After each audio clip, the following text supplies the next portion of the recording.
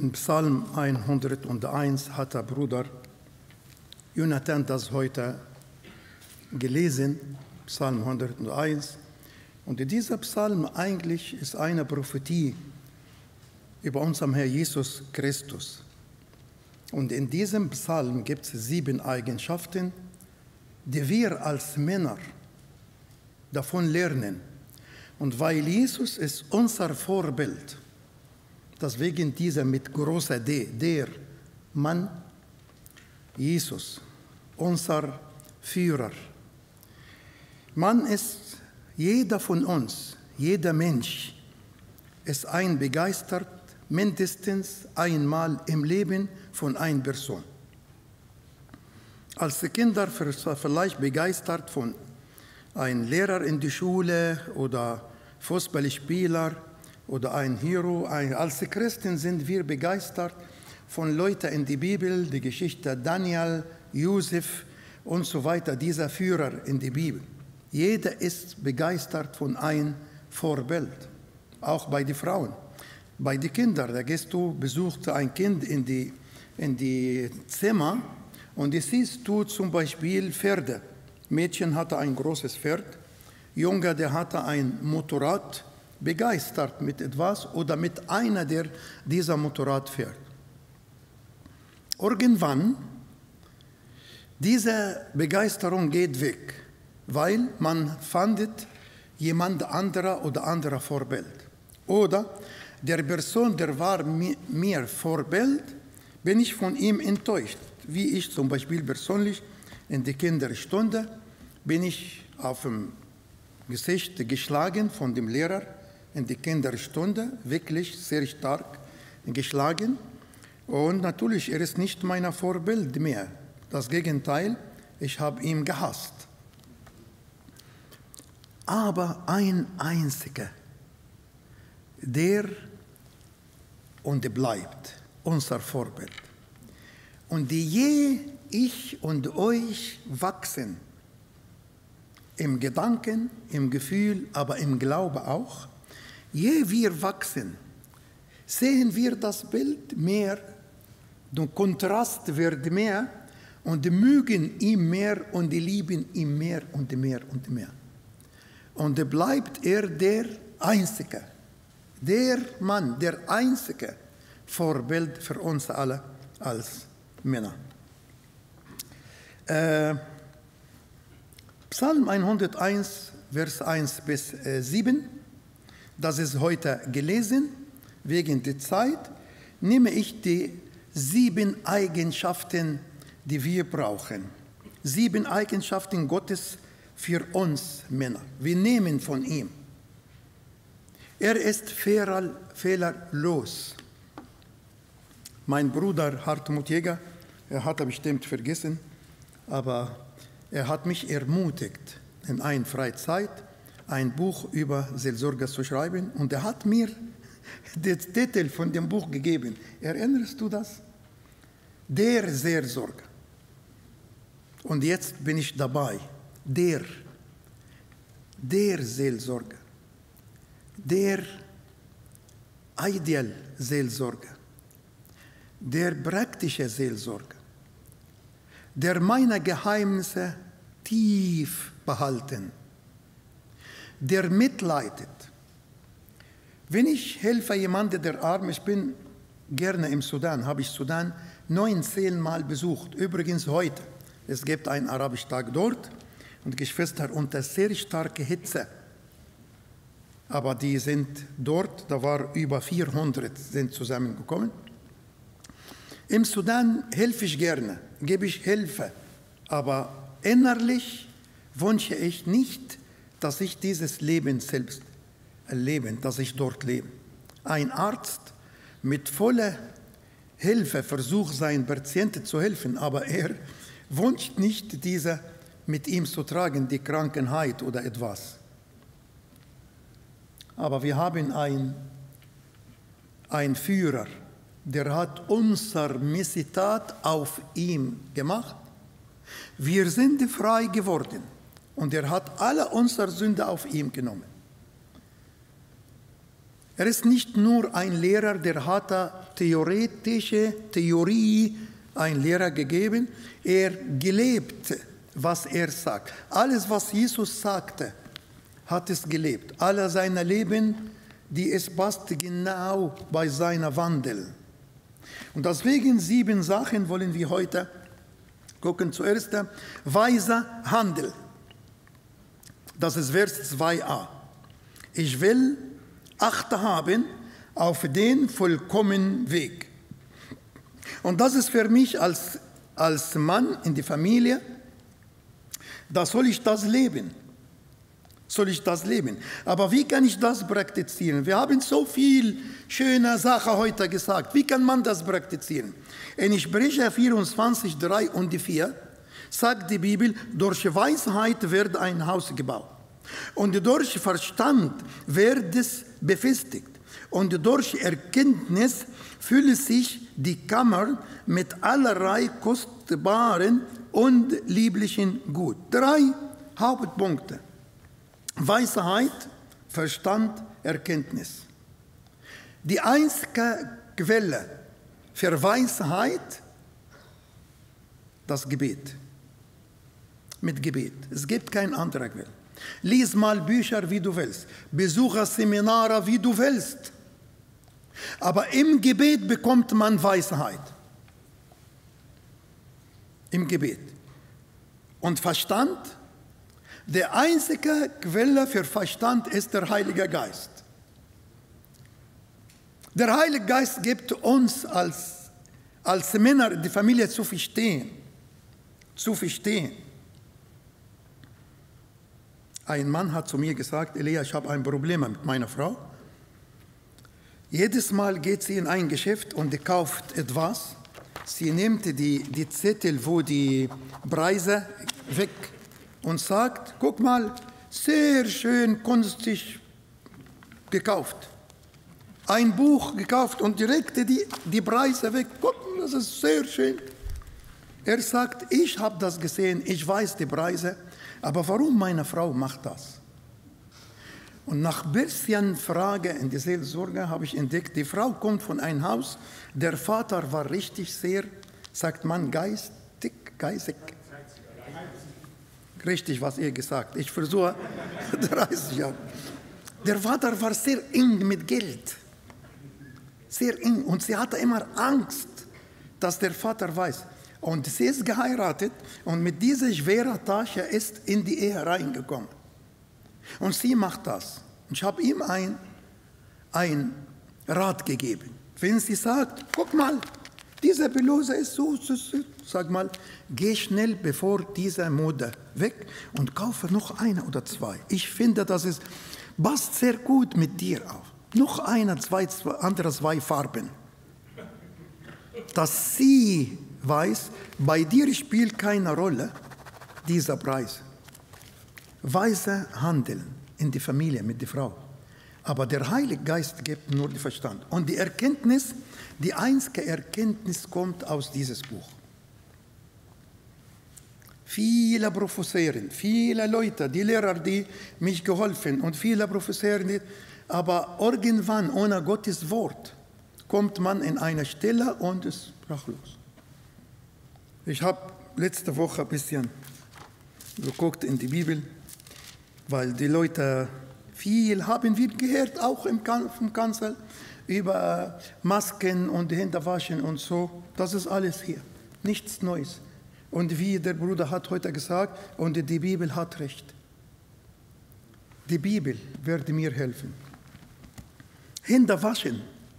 2. Mose 30, 21. Wasche die Hände, dass du nicht sterben. Das steht. Hände waschen.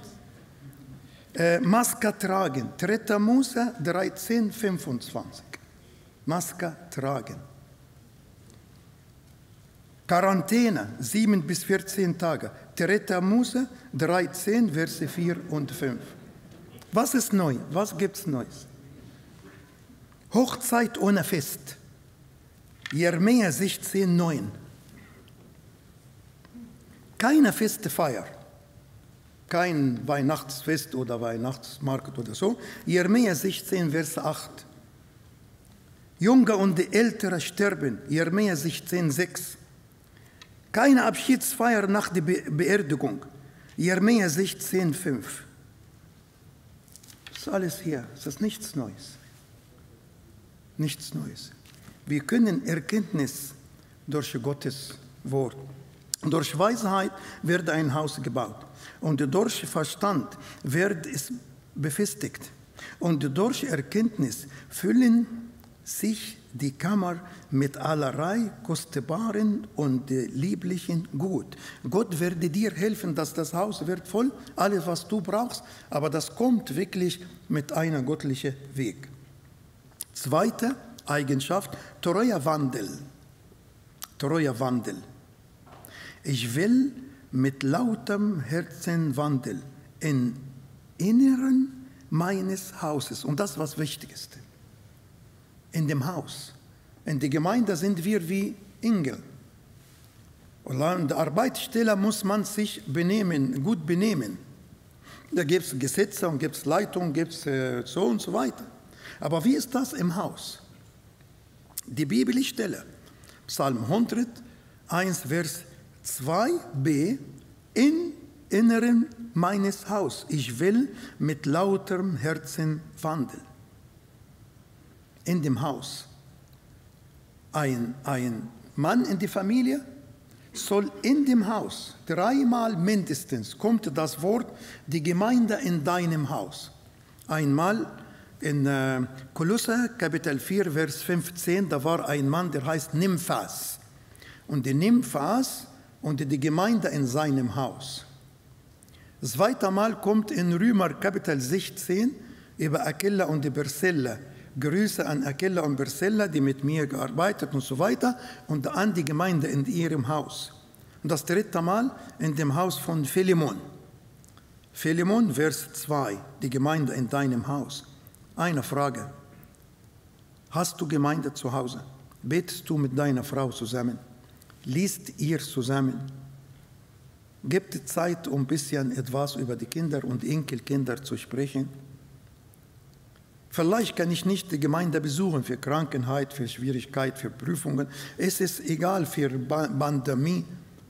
Aber die Gemeinde in dem Haus. Die Gemeinde in dem Haus. Eine Frau sagte mir, in Wiesbaden hatten wir eine Kinderstunde und die Kinder waren laut und nicht richtig gut erzogen. Und die Frau konnte nichts helfen. Und die Mutter sagt, in die Kinderstunde, die Kinder lernen von euch nicht. Sagte gut. In einer Stunde in der Woche, die lernen nicht. Was lernen die bei dir 7 Tage in der Woche? Was lernen die Kinder zu Hause? Psalm 1, Vers 1. Treuwandel. Wohl dem, der nicht wandelt nach dem Rat der Gottlosen, noch tritt auf den Weg der Sünder, noch sitzt, wo die Spotter sitzen. Die Reste von dem aber, er hatte Lust an Gottes Wort. Und es gibt ein Wort in die arabische Sprache, und das Wort auf arabische Sprache heißt, wie nicht nur hier auf Deutsch steht, sondern hat Lust zum Gesetz des Herrn und der redet. Steht redet. In meiner Muttersprache steht, wisst ihr, wenn der Kamel mitten in der Wüste, ein Kamel mitten in der Wüste, und da hat er Hunger, und da hat er auf seinem Rücken diese Speisekammer und nimmt etwas raus und von das nochmal essen. Wie heißt das auf Deutsch? Wiederkäuen. Das ist das Wort in meiner Muttersprache. Ein Christ ist voll. Gottes Wort ist voll in ihm. Und egal wo bin ich, kann ich das nochmal rausnehmen. Nochmal. Das ist genau dasselbe Wort. Heißt auf Arabisch Yalhaj. Und Yalhaj heißt, das Wort ist innen drin, aber er nimmt diese nochmal und benutzt diese nochmal. Er lebte davon. Dritten, geweiht leben. Das Wort geweiht. Jemand hat sein Leben, seine Zeit, seine Kraft für diese Arbeit gegeben. In Johannes 17, in dem Gebet, wo der Herr Jesus Christus gebetet hat, er hat gesagt, ich habe meinem Leben für sie geweiht. Alle sein Leben, alle seine Liebe, alle sein Reichtum hatte er das für uns gegeben. Und ein wiedergeborener Christ, ein Mann in der Familie, soll geweiht leben. In Vers 3 von derselben Psalm, Psalm 101. Ich will nichts schändlich vor meine Augen stellen. Psalm 19, Vers 15. Lass die Worte meines Mundes und des Sinnes meines Herzens. Es gibt, liebe Geschwister, es gibt eine Verbindung. Was ist im Herzen, was kommt raus vom Mund? Was kommt raus vom Mund? Es gibt einen Weg. Und David sagt in dieser Psalm, ja, lass das Wort meines Mundes und das Sinnes meines Herzens wohlgefallen sein vor dir, Herr, mein Fels und mein Erlöser. Die Worte und des Sinnes. Dieser Bibelvers, Psalm 119, Verse 37, das haben wir heute Morgen, habe ich auch gesagt. Wende meine Augen ab, dass sie Eitels nicht sehen. Lebe mich in deine Wegen. Wie ist Eva gefallen? Die Eva, wie gefallen? Dreimal in ein Bibelvers kommt die Geschichte mit den Augen von dieser Frau. Sagt in 1. Buch Mose, und das ist Kapitel 3, einmal in Vers 5, sondern Gott weiß, dass welches Tages ihr davon ist, so werden eure Augen aufgehen. Was ist los mit den Augen? Weil die Frau hat zuerst gesehen. Die erste hat das gesehen. Sie sah das. Dann, die war schön für die Augen. Und das dritte, die war gut zu sehen. Alles mit den Augen. Dreimal, dass die Eva ist durch die Augen. Dann ist hingefallen. So ist mit uns genau passiert. Und hier sagt, bitte wende meine Augen ab, dass sie Eitels nicht sehen. Ich erinnere euch an die Auge fängt an, die Gedanken Nummer 2 und danach der ganze Körper wird verdorben. Nummer 4, geradlinig gehen. Als Ehemann, als Mann in der Familie, ob Kinder gibt oder nicht, geradlinig gehen. In Vers 4, ein verkehrtes Herz soll von mir weichen. Von Bösem will ich nichts wissen. Titus 2, 12 spricht über die Schule des Gnade. Die Schule des Gnade, die lehrt uns, damit wir die Gottlosigkeit und die weltlich Begehrenden verleugnen und die besonnen und die gerecht und gottesfürchtig leben in der jetzigen Weltzeit. Das ist die Schule des Gnade. Ein Bibelvers in 1.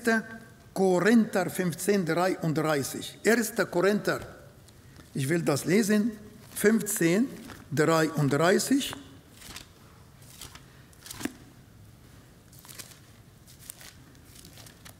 1. Korinther 15, 33.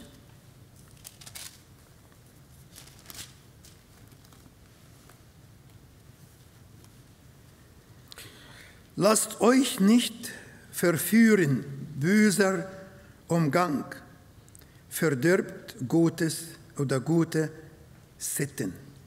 Die böse, die schlechte Freundschaft. Die schlechte Freundschaft. Sag mir, mit wem bist du befreundet? Und ich sag dir, wer bist du?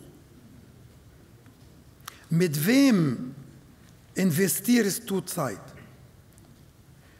Es gibt Beeinflussen über uns als Männer. Wenn ich sitze mit einer, der ist voll mit dem weltlichen Gedanken, weltliche Ideen und so weiter und so fort, und danach plötzlich nehme ich etwas davon und ich gehe in diese Richtung. Die Bibel erzählt uns eine Geschichte in 2. Chronik, Kapitel 18. Und ich sage sehr schnell, warum ist diese Geschichte. Ihr wisst, dass die Stämme Israel sind 12. 12 Stämme. Einmal war ein Krach, da sind die 10 zusammengekommen gegen 2. Und die 10 haben gesagt, wir sind die meisten, wir nennen uns Israel. Und die anderen 2, das war Benjamin und Judas. Und die haben sich Judas genannt. So, Israel, das sind die 10 Stämme. Und Judas sind die 2, Judas und Benjamin. Die 10 haben für sich einen sehr schlimmen König ausgewählt. Der heißt Ahab. Ahab, ja. Und die 2 haben für sich einen gläubigen König. Der heißt Jehosaphat.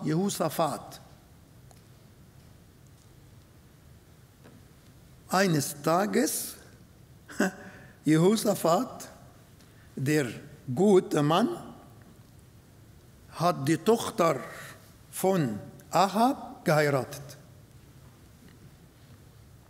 Ja, wenn ein Wiedergeborener heiratet eine Frau aus der Welt, was erwartest du? Was erwartest du, wenn die Frau ist nicht wiedergeboren? Und manche, die haben auch Eile. Da sage ich, es gibt ein arabischer Spruch, ich glaube, das ist überall, nicht nur arabisch. Da sagt hier, wer in Eile heiratet, bereut seine Zeit. Heiratet sehr schnell, aber danach hat er lange Zeit zu bereuen. Ganz lange Zeit bereuen. Hat er geheiratet, die Tochter von Ahab. Nach kurzer Zeit, Ahab hat seine neue Schwager oder Schwiegersohn eingeladen zum Essen. Hat für ihn Grill gemacht und steht, er hat viel geschlachtet und hat so viel gemacht.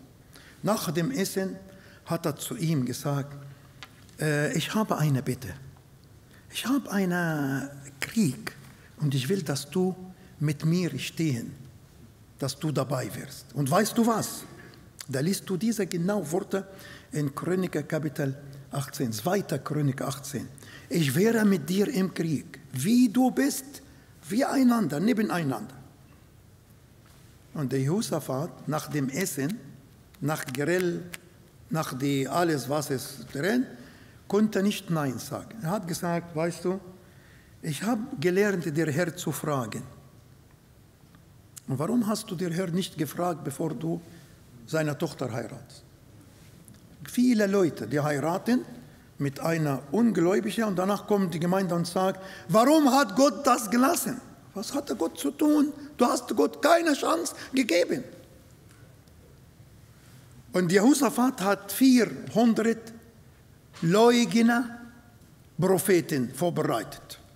Und da standen die 400 Propheten. Und da saß Jehosaphat mit Ahab zusammen am Platz, Hochplatz, und die 400 haben ein bisschen ein paar Worte tick, tick, tick, tick gesagt und sagt, ja, geh mal. Aber Jehosaphat, Gottes Kind, hatte keine Ruhe gehabt. Er hat gesagt, darf ich eine Bitte? Gibt es noch niemanden, der kann Gottes Wort?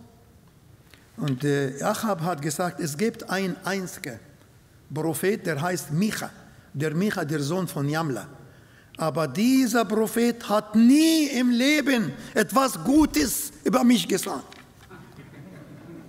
Da hat Jehosaphat gesagt, bitte, bitte, lass ihn. Und die haben jemanden geschickt zu Micha und hat gesagt, hör mal, 400 haben gesagt, ja, geh mit und im Kämpfen. Wenn du etwas anderes sagst, der König sagt, du wirst im Haft und wirst du im Notfall ein bisschen Wasser oder etwas zum Essen, bis der König kommt zurück. Und Und die haben Micha gefragt und Micha hat gesagt, ich habe gesehen, dass das Volk Israel wie Hirten ohne Hirte und die werden sie schlagen und das wäre kaputt und so und geht nicht. Und da hat Achab gesagt, habe ich dir nicht gesagt, dieser Mann hat nie etwas Gutes über mich gesagt. In diesem Moment, normalerweise sollte Jehosaphat verstehen und nicht mitgehen, aber er hat gegessen. Ja, er hat gegessen.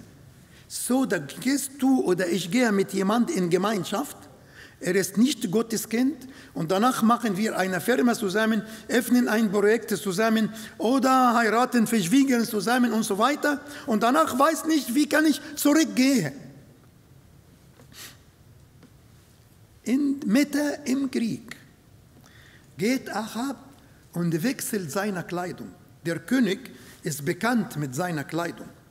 In derselben Zeit, der andere König hat für seine Soldaten gesagt, ich brauche keinen Krieg, ich will nicht, dass ihr der König Israel schießen. Jetzt Achab hat eine Kleidung für einen Soldat und der einzige König in die ganze Geschichte ist Jehosaphat, der Gläubige. Und ein Soldaten wollte mit einem Pfeil, weil er hat Jehosaphat gesehen, und es steht, Jehosaphat hat geschrien und der Herr hat ihm geholfen. Lies mal die Reste von Geschichte, wie ein Soldaten, ohne dass er meint, hat einen Pfeil geschickt und der kam bei Achab und er ist gestorben. Er ist nach Hause gegangen und Gott hat ihm einen Prophet geschickt. Hilfst du die Gottlosen? Hilfst du die Gottlosen? Er ist nach Jerusalem gegangen und Gott hat ihm geholfen. Pass auf von falscher Freundschaft. Baue keine Kontakte. Wir lieben die Gottlosen. Wir lieben die Gottlosen. Wir evangelisieren die Gottlosen. Wir helfen die Gottlosen, aber nicht, bis wir verbinden uns mit jemand und danach nimmt er mit.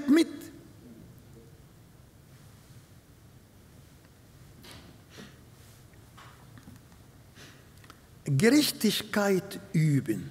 Nummer 5. Wer seinen Nächsten heimlich verleumdet, den will ich vertilgen. Wer stolze Augen und ein hochmutiges Herz hat, den will ich nicht dulden. Sprüche 21,3. Gerechtigkeit und Recht üben ist dem Herrn angenehmer als Opfer. Gerechtigkeit üben. Nummer 6, demütig sein. Demütig sein. Ich achte auf die Treuen im Land. Und wenn der Herr sagt, ich achte, er sieht. Er sieht, als du ablehnst, einen Gewinn, der kommt von Schwarzarbeit. Der Herr sieht. Du hast diesen Gewinn abgelehnt. Er sieht, er wird dich belohnen. Ich achte auf die Treuen im Land. Sie sollen bei mir wohnen. Wer auf unstraflichen Weg wandelt, der soll mir dienen. Warum diene ich und manchmal bin ich müde von Dienst und ich habe keine Lust und muss ich gucken in meinem Leben, ob es gibt etwas nicht in Ordnung. In Jesaja 57,15, das habe ich heute Morgen auch gelesen. Nummer 7, dienen im rechten Wandel.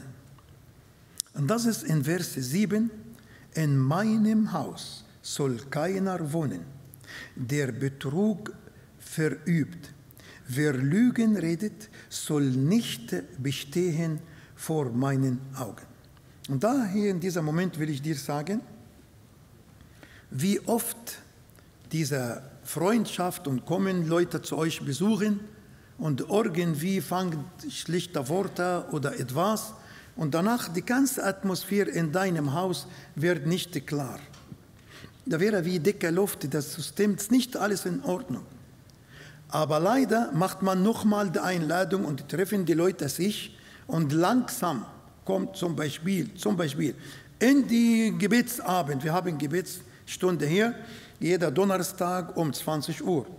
Die kommen und sagen, wir kommen am Donnerstag um 3 Uhr. Oder die sitzen, grillen und so weiter. Und kommt die Gebetsstunde, wir können nicht, Entschuldigung, sagen, die bleiben. Keine Gebetsstunde.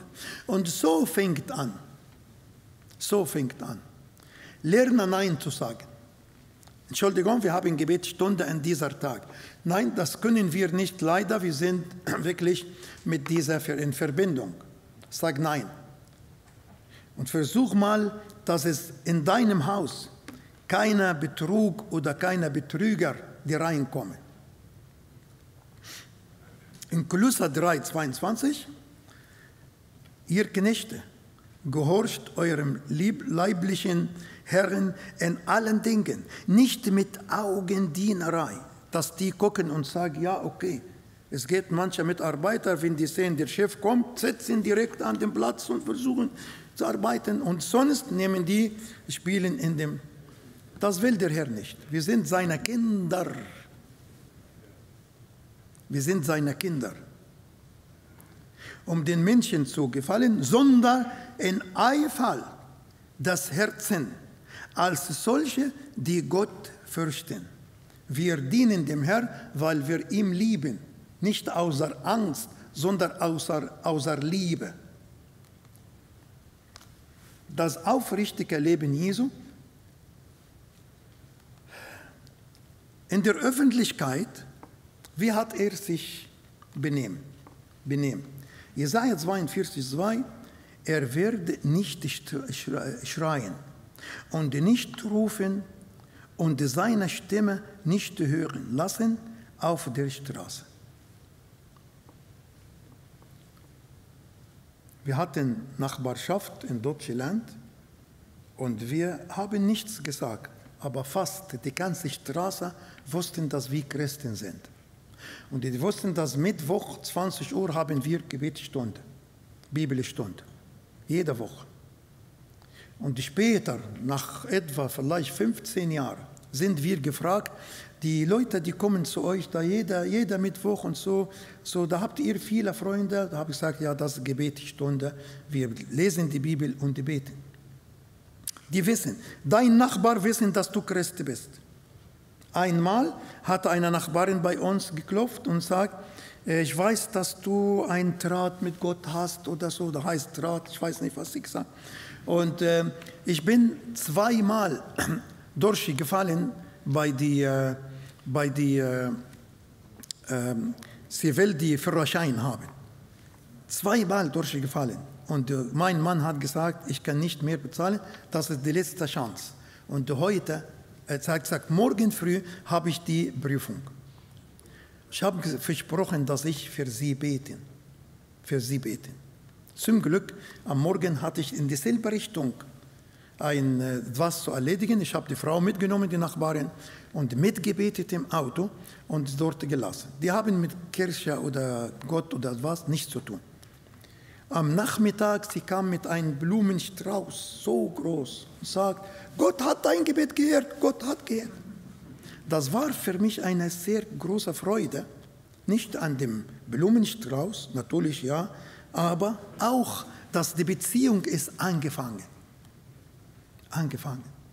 Andere Frau hat bei uns geklingelt und sagt, unsere Tochter, die Musiklehrerin von unserer Tochter hatte Geburtstag und sie ist Christ wie euch. Bitte kannst du auf dieser Karte etwas von eurer Sache schreiben. Die wissen, dass wir Christen sind. Ja, in Öffentlichkeit, pass auf, dass die Nachbarn irgendwann die Botschaft durch dein Leben, dein Wandel bekommen. Jesus in seiner stiller Zeit, in die 4 Evangelien, Matthäus Evangelium 14, 23, Markus 1, 35, Lukas 6, 12 und die ganze Kapitel Johannes 17. Was hat er gemacht in die stille Zeit?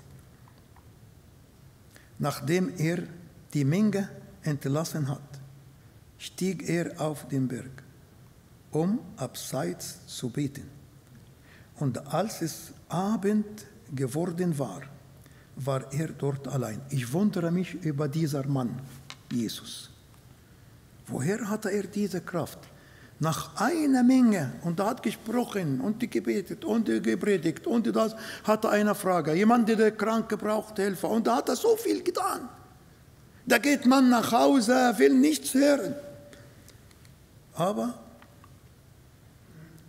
er hatte Sehnsucht, mit dem Vater zu reden, zu bleiben, geht in den Berg. In Markus sagt, und am Morgen, als es noch sehr dunkel war, stand er auf, ging hinaus in einem einsamen Ort und betete dort. Lukas sagte zu uns, es geschah aber in jenen Tagen, dass er hinausging auf den Berg, um zu beten, und er verharrte die Nacht hindurch im Gebet zu Gott. Hat er die ganze Nacht alleine im Berg. Und am nächsten Tag wartet auf ihn ein volles Programm. Was hat Jesus in seiner Körbe? In Hohelied 5, 11-12. Deine Augen sind so rein, dass sie das Böse nicht ansehen können. Du kannst dem Unheil nicht zuschauen. Es kommt auch in Psalm 45,3 und in Habakuk 1,13. Er ist der Schönste. Du bist der schöner als die Menschenkinder. Gnade ist ausgegossen aus deiner Lippen. Darum hat Gott dich gesegnet auf ewig. Die Gnade kommt von seinen Lippen. Ein Mann in der Familie, egal was er sagt, der Gott segnet. Deine Worte wie Balsam. Deine Worte, die werden wie ein Medikamente. Wenn du sitzt in die Familie, paar Worte, man erinnert paar Worte von dem Vater. Als der Vater saß, damals, ich komme aus einer sehr armen Familie. Wir hatten auch keinen Esstisch wie bei euch, diese Tische mit schönen Stühlen. Wir haben einen ganz kleinen, runden Tisch mit ganz kleinen Beinen. Man sitzt auf dem Boden, vielleicht auf Kissen oder etwas, und dieser in der Mitte, der Vater, Mutter und wir 6 Kinder sitzen wir, und ein großer Teller mit vielleicht Reis und der andere mit bisschen Gemüse oder etwas, und jeder nimmt mit Löffel, nicht jeder hatte einen Teller und so, jeder nimmt mit Löffel und Essen, und der Vater redet, man vergisst bis heute nicht. Mein Vater ist bei dem Herrn, aber man vergisst, was der Vater sagt, von seinen Lippen. Pass auf, was du sagst, pass auf. Da wird das in die Kinder reinkommen. Pass auf, weil deine Frau kann beeinflusst von dir, deine Worte. Versuch mal immer dankbar sein. Sag nicht etwas, wenn du Probleme in der Arbeit, versuch mal als Filter. Nicht alles, was es in Arbeit passiert, geht im Haus. Sei ein Filter. Ein Filter, weil die Frau nimmt das auf dem Herzen und wird krank und unruhig und hat Angst. Lerne, dass das vor dem Thron des Herrn bringt die Probleme, die Schwierigkeit vor dem Herrn. Und sei wie ein Filter. In der Zeit, und Jesus sprach zu ihm, die Füchse haben Gruben und die Vögel des Himmels haben Nester, aber der Sohn des Menschen hat nicht, so er sein Haupt hinlegen kann. Er hatte keine Zeit für die Ruhe. Der Tag, er muss arbeiten, solange es Tag, in Johannes 9,4. Ich muss die Werke, dessen wirken, der mich gesandt hat, solange es Tag ist. Es kommt die Nacht, die niemand wirken kann. Das habe ich erlebt im Sudan. Da gibt es kein Licht. Kein Licht. Da müssen wir morgens früh anfangen, bis es nicht mehr. Und bevor die Sonne runtergeht mit etwa 1,5 Stunden, müssen die Versammlung zu Ende, wie die Bibelschule, weil die laufen noch 1 Stunde bis nach Hause. Und am Abend kommen viele Skorpionen und die Schlangen raus, weil es ist kühl und die suchen ein bisschen Wasser oder etwas. Da muss die Geschwister in dem Tageslicht nach Hause kommen. Wir müssen jede Sekunde am Tag nutzen. Und hier hat der Herr das getan. Keine Zeit für Faulheit, kein Spielraum für Ruhe und so. Ja, wir können ein System haben, dass es die Körper nicht kaputt geht, aber nicht bis zum, ich will nicht sagen, 2-mal Kaffee am Tag um 11:30 Uhr und die andere, ich weiß nicht, um 14 Uhr und so weiter. Wir leben hier in total anderen Kontinenten. Glaub mir, was wir hier leben und erleben, es gibt nicht in so vielen Ländern, wo unsere Geschwister kämpfen, um sauber Wasser nur zu haben. Wir sollen dankbar sein und die kämpfen und die nutzen die Zeit aus. Der Segen eines gerechten Lebens. Zum Schluss, im Psalm 25, Vers 12 bis 15, kommt 7 Segnungen hintereinander für einen Mann in einer Familie, der will wirklich in Gericht leben. Ich sage es und dann komme ich zum Schluss. Unterweisung auf dem besten Weg. Vers 12. Seine Seele wird in Guten wohnen. Hat er keine Angst, hat er keine Probleme, hat er kein Geheimnis, wo er diese Geheimnisse muss unbedingt behalten, die muss nicht raus. Am meisten von Leuten, die sind nervös oder kommen runter in Depression, manchmal gibt es Geheimnisse, nicht immer, aber am meisten gibt es Geheimnisse. Und diese Geheimnisse muss tief und hat Angst, dass dieser Geheimnis rauskommt und versucht man mit aller Möglichkeit und danach fängt an, diese historische Situation, wenn jemand etwas sagt und er denkt, dieser Mann hat mein Geheimnis entdeckt, aber ein Gerechter, ein Christ, der lebt wie der Herr Jesus, seine Seele im Guten wohnen. Nummer 3 in Vers 13b, seine Samen wird das Land besetzen. Erlaubt mir ein Vers auch, Sprüche 20, Vers 7, Sprüche 20, Vers 7, über die Segen, die unserer Kinder, 20, Vers 7. Ja, ein Gerechter, der in seiner Frömmigkeit wandelt, des Kinder wird wohl gehen nach ihm. Das ist ein Erbe für die Kinder. Vielleicht kann ich für die Kinder kein Geld oder Gold oder Geschäfte oder Häuser oder etwas geben als Erbe, aber ich habe für die Kinder richtig eine Erbe gegeben. Gottesfurcht. Dass die Gottesfurcht und die haben Gott in ihrer Herzen. Das ist eine Erbe. Nummer 4, Gott zeigt ihm sein Geheimnis. Vers 14a. Nummer 5, Gott offenbart ihm seines Bund. Für diese Nummer 4, Gott zeigt ihm sein Geheimnis, kommt zu meinen Gedanken jetzt im Psalm 103. Er hat Mose seine Wege gezeigt, aber das Volk Israel seine Werke. Das Volk hatte im Sinne seiner Wunder und Werke, aber Moses, eine besondere Beziehung, hat ihm seine Wege gezeigt. Und ein Gerichter, der Herr, zeigt ihm seine Wege. Nummer 6. Seine Augen sind immer auf dem Herrn. Ein Gerichter in Notfall, keine Angst, keine Bange. Er guckt zu dem Herrn. Jehosaphat, was ich von ihr die Geschichte erzählt habe, ein Kapitel später, in 2. Chroniker, Kapitel 20, hatte Jehosaphat selbst einen Krieg. Was hat er gebetet? Herr, wir haben keine Kraft und ich weiß nicht, was zu tun gegenüber aller dieser Militär, die gegen uns, aber unsere Augen sind zu dir. Unsere Augen auf dich, Herr.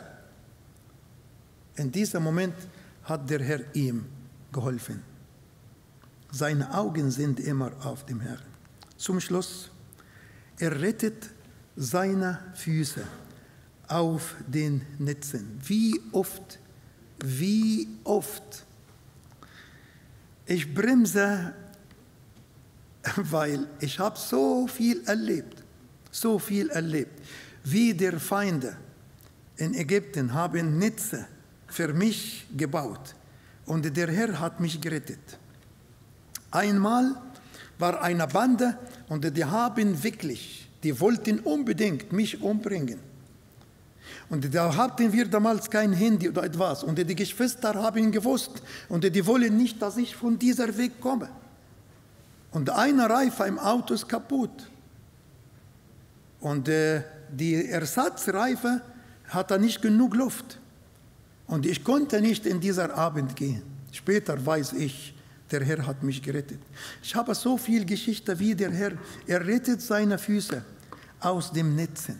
Wie oft der Feind, lass ein Joch, irgendwo ein Käfig, irgendwo. Und der Herr rettet dich. Heute habe ich mich gefreut, in 2. Korinther 6. Ich habe nie der Bruder gezeigt, was ich lese. Und Jonathan wusste auch nicht. Aber diese Stelle sind mehrere Mal heute gesagt. Die ist vorbereitet und das zeigt Gottes Willen in unser Leben. Wir hören jetzt 2. Korinther 6, 3 bis 10. Dann gebe ich meinem Bruder Jonathan, der Kanzler hier. Der zweite Brief des Apostels Paulus an die Korinther. Kapitel 6. Wir geben niemand irgendeinen Anstoß, damit der Dienst nicht verlästert wird, sondern in allem empfehlen wir uns als Diener Gottes, in großer Standhaftigkeit, in Bedrängnissen, in Nöten, in Ängsten, unter Schlägen, in Gefängnissen, in Unruhen, in Mühen, in Zeiten des Wachens, in Zeiten des Fastens, in Reinheit, in Erkenntnis, in Langmut, in Freundlichkeit, im Heiligen Geist, in ungeheuchelter Liebe, im Wort der Wahrheit, in der Kraft Gottes, durch die Waffen der Gerechtigkeit in der rechten und linken, unter Ehre und Schande, bei böser und guter Nachrede, als Verführer und doch wahrhaftig, als Unbekannte und doch wohlbekannt, als Sterbende und siehe wir leben, als Gezüchtigte und doch nicht getötet, als Betrübte aber immer fröhlich, als Arme, die doch viele reich machen, als solche, die nichts haben und doch alles besitzen.